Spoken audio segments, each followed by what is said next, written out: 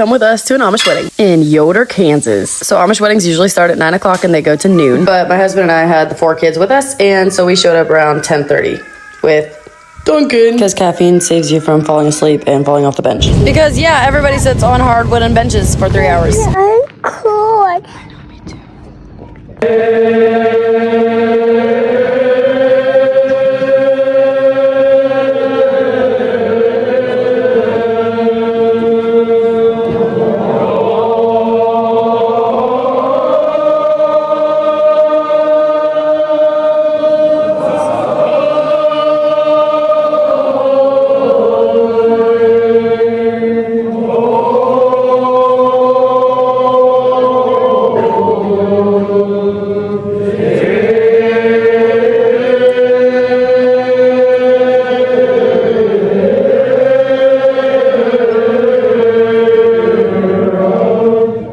Anyway, Tim left me during the service with 3 oldest kids because Roy was being fussy. So immediately after, I went out to the car and I caught a glimpse of the couple leaving on their getaway wagon.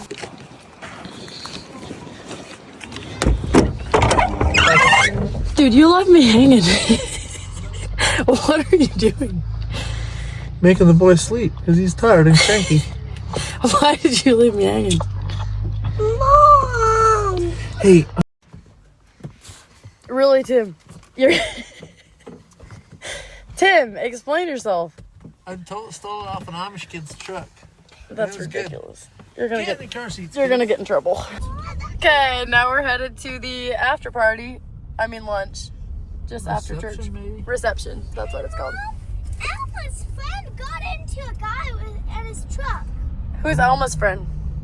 I don't know. The reception was about a half mile from the ceremony at the home of the bride. So most everybody actually walked. A couple of people took buggies. This was actually a pretty small Amish wedding. I think there was probably around 300 people there.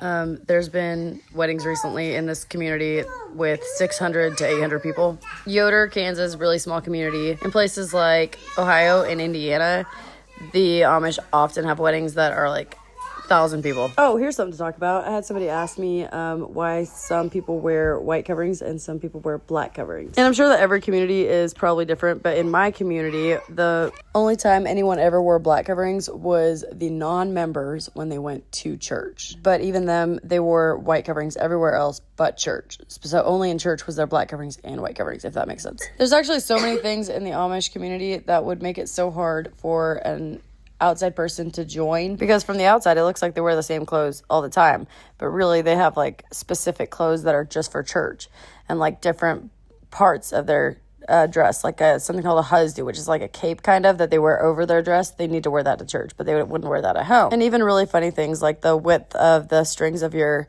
covering and whether they're tied or whether they're just hanging loose, like all of these things like mean certain things, or they're allowed in certain communities or they're not allowed in other communities.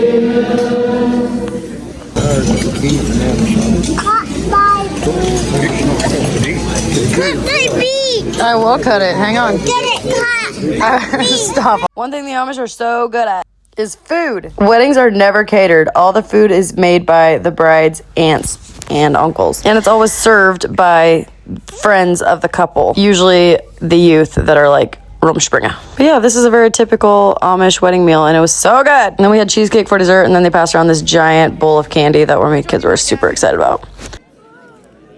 And then immediately after the meal, the table waiters set up little dishwashing stations, and they clear off all the tables and they wash all the dishes and they reset them for the next meals, because there's at least 3 meals served at every Amish wedding. They usually start at 9 o'clock and the party goes late into the night.